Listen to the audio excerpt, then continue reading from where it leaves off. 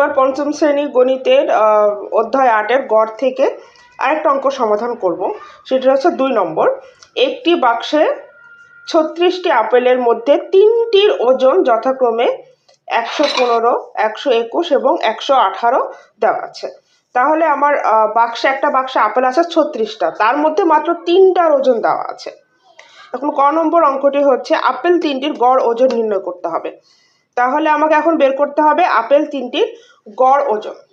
যেহেতু আমাদের 3টা আপেলের গড় এখানে মানে ওজন এখানে দেওয়া আছে 115 গ্রাম, 121 গ্রাম, 118 গ্রাম। তাহলে আমরা এই 3টাকে প্রথমে যোগ করে নিব। তাহলে এটা যোগ করলে 354 গ্রাম।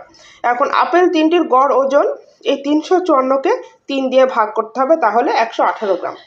এইখানে আমি ভাগটা করিয়ে দেখিয়েছি যে 3 দিয়ে 354কে ভাগ করলে 3 একে 3, এখানে 5 নেমে আসবে, আবার 3 একে 3, তাহলে এখানে 2 আসবে, 5-এর মধ্যে 3 বাদ দিলে 2, আর এই 4টা নেমে আসবে, তাহলে 3 আসতে 24 শূন্য। তাহলে আমার এখান থেকে বেরোতে 3টি আপেলের গড় ওজন আমি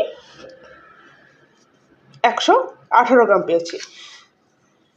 এবার খ নম্বর ছিল গড় ওজনের ভিত্তিতে 36টি আপেলের মোট ওজন কত।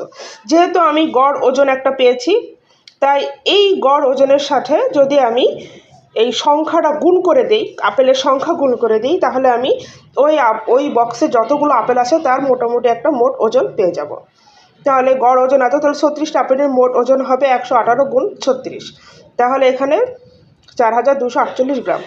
এইটা আমি এখানে গুণ করে দেখিয়েছি, চাইলে আপনারা দেখে নিতে পারেন যে কীভাবে গুণ করতে হবে। 6 দিয়ে প্রথমে 118কে গুণ করতে হবে। যেহেতু 3 হচ্ছে দশকের ঘরে, তাই এককের ঘরে একটা শূন্য আসবে, তারপর 3 দিয়ে আবার 118কে গুণ করতে হবে।